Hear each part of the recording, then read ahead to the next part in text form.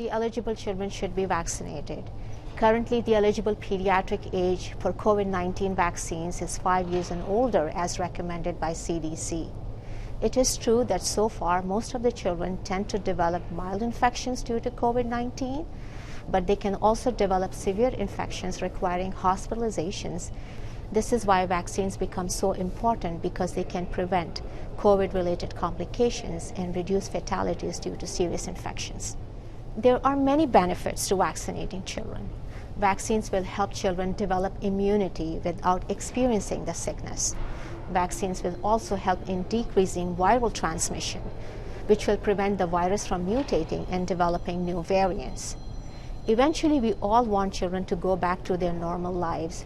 So if children are vaccinated, they would be able to attend their schools, they would be able to perform activities with their peers, and participate in sports safely.